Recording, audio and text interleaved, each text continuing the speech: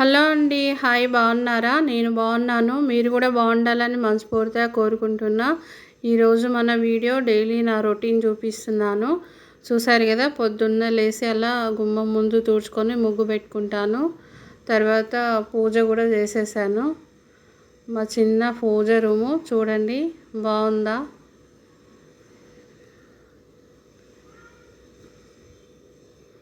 పొద్దున్నే ఇలా పూజ చేసుకుంటే బాగుంటుంది కదా. మా తులసి చెట్టు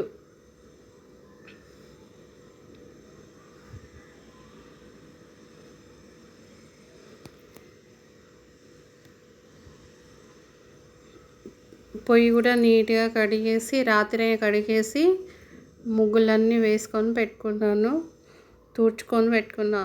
ఇప్పుడు వంట చేసేద్దాము. ఇది 2 రోజుల వీడియో అండి, ఒక రోజుదే కాదు.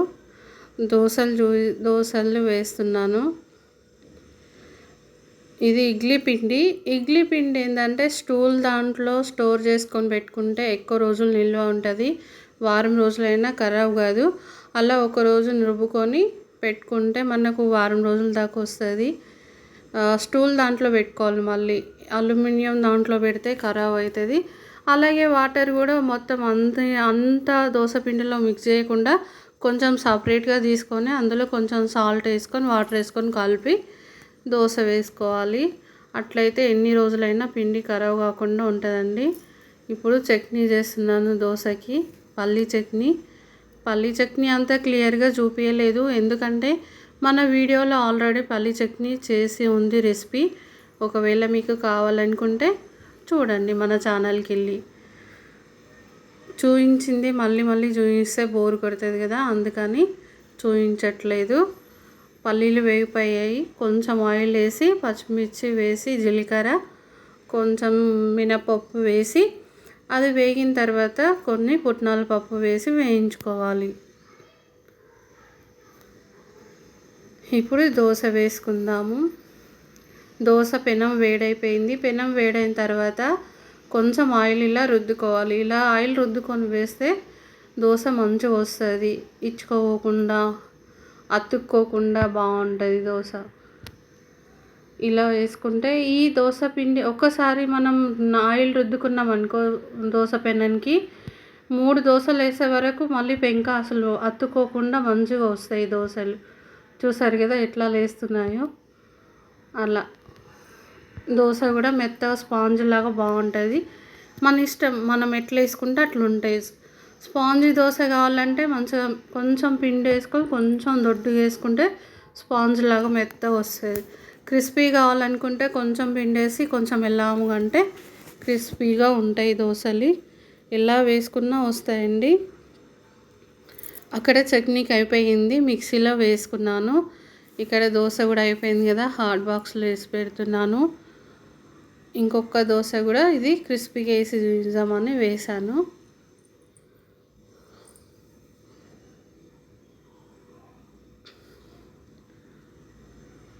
మీకు ఈ వీడియో నచ్చినట్లయితే లైక్ చేయండి, షేర్ చేయండి, సబ్స్క్రైబ్ చేసుకోండి అబ్బా మన ఛానల్ని. మీరు ఒక లైక్ ఇవ్వడం వల్ల ఈ వీడియో ఇంకొంతమందికి షేర్ అవుతుంది. కొంచెం లైక్ ఇవ్వండి. ఇలా కొంచెం ఆయిల్ వేసుకొని దోశ తిప్పేసుకోవాలి. ఒకే వైపు కాల్చుకుంటారు కొంతమంది, అట్లా కాల్చుకోకుండా ఇట్లా 2 వైపులా కాల్చుకుంటే పిండి ఉండకుండా బాగుంటుంది దోశ. పిల్లలకి పెట్టినా కూడా కడుపు నొయ్యకుండా ఉంటుందండి 2 వైపులా కాల్చుకుంటే. ఇలా కాల్చుకొని ఇప్పుడు మనం ఎగ్ దోశ వేసుకుందాము.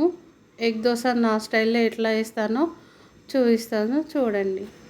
ఇది ఎగ్ దోశ అనుకున్నాను కానీ నార్మల్ దోశ వేసాను. ఎగ్ దోశ ఇంకోటి వేసి చూపిస్తాను. ఆ దోశ తీసేసానండి, కాలిపోయింది. ఇప్పుడు ఇంకొక 2 గరిటెల పిండి పోసుకొని పెనం మొత్తం ఈవెన్గా స్ప్రెడ్ చేసుకోవాలి. కొంచెం స్ప్రెడ్ చేసుకున్న తర్వాత అప్పుడు ఎగ్ వేసుకుందాము. మీరు ఎలా వేస్తారో ఎగ్ దోశ ఇలాగే వేస్తారా లేకపోతే ఎలా వేస్తారో నాకు కామెంట్ చేసి చెప్పండి. ఇలా ఒక ఎగ్ వేసుకొని మంచిగా దాన్ని ఈవెన్గా ఎగ్ పిండి దోశకు మొత్తం అనేసేయాలి. అలా మొత్తం స్ప్రెడ్ చేసిన తర్వాత దానిపైన కారం వేసుకుందాం.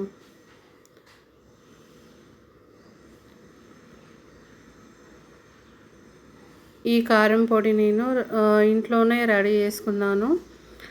ఎండుమిర్చి, ధనియాలు, జీలకర్ర, పుట్నాల పప్పు వేసి పౌడర్ లాగా చేసుకొని వేసుకోవాలి. టేస్ట్ బాగుంటుంది ఫ్రెండ్స్, ఒకసారి ట్రై చేయండి. ఇలా కారం వేసిన తర్వాత కొంచెం అంతా ఆయిల్ వేసుకోవాలి. ఎందుకంటే ఎగ్ కదా, ఎగ్ స్మెల్ రాకుండా ఉండడానికి ఆయిల్ కొంచెం వేసుకుంటే స్మెల్ రాదు ఎగ్ దోశ. ఇప్పుడు ఒకవైపు దోశ కాలిపోయింది, ఇంకొక సైడు వేసుకుందాము. ఎగ్ దోశ కూడా రెండు వైపులా మంచిగా ఈవెన్గా కాలేలాగా చూసుకోవాలి. స్టవ్ సిమ్లో పెట్టొద్దు, హైలోనే పెట్టుకొని వేయించుకోవాలి. రెండు వైపులు వేగితేనే దోశ బాగుంటుంది. ఒక్కవైపు వేయించుకుంటే దోశ పచ్చి పచ్చిగా ఉంటుంది. అందుకని రెండు వైపులా మంచిగా వేయించుకోవాలి. దోశ చూసారు కదా కలర్ ఎంత బాగా వచ్చిందో. ఇలా దోశ మొత్తం కాలిందండి, తీసేసాను. అందరం తినేసాం కూడా దోశలు. ఇప్పుడు స్టవ్ మొత్తం క్లీన్ చేసుకున్నాలి. దోశలు వేసుకుంటే ఆయిల్ వరకలు అన్నీ పడతాయి కదా. ఒకసారి పొయ్యి మొత్తం మంచిగా నీట్గా తుడుచుకొని మళ్ళీ వేరే పనులు గిన్నెలు తోముకోవాలి. ఇంకా చూసారు కదా స్టవ్ ఎంత నీట్గా అయిపోయిందో. ఎన్ని పనులు చేసినా వస్తూనే ఉంటాయి మళ్ళీ మనకి గిన్నెలు అన్నీ. టిఫిన్స్ చేస్తే గిన్నెలు కూడా ఎక్కువగా వస్తాయి కదా ఫ్రెండ్స్. మళ్ళీ మధ్యాహ్నానికి లంచ్కి వండడానికి పుదీనా అవన్నీ ఏరాను. సండే రోజు గ్రీన్ చికెన్ చేశాను కదా, ఆ రెసిపీ కోసమే పుదీనా తీసాను. ఒకసారి ట్రై చేయండి ఆ రెసిపీ కూడా. ఇప్పుడు ఇల్లు తుడుస్తున్నాను. ఇల్లు తుడిచే వాటర్లో కొంచెం సాల్ట్ వేసుకొని కొంచెం పసుపు వేసుకోవాలి. నెగిటివ్ ఎనర్జీ ఏమన్నా ఉన్నా కూడా ఇంట్లో అంతా పోతుంది, బాగుంటుంది ఇలా సాల్ట్ వేసుకొని తుడవడం వల్ల. మళ్ళీ మనం ఏ లిక్విడ్ వేసుకొని తుడుచుకుంటామో ఆ లిక్విడ్ వేసుకొని తుడిచేసుకోవాలి. చూసారు కదా ఇల్లు తుడిచిన తర్వాత ఎంత నీట్గా అనిపిస్తుందో.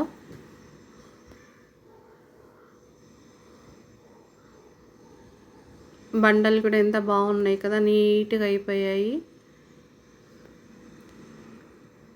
ఈ వీడియో 2 రోజులేదండి.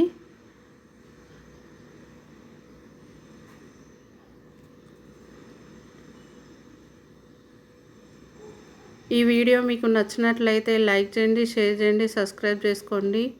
మరొక వీడియోలో మళ్ళీ కలుసుకుందాం. అంతవరకు సెలవు.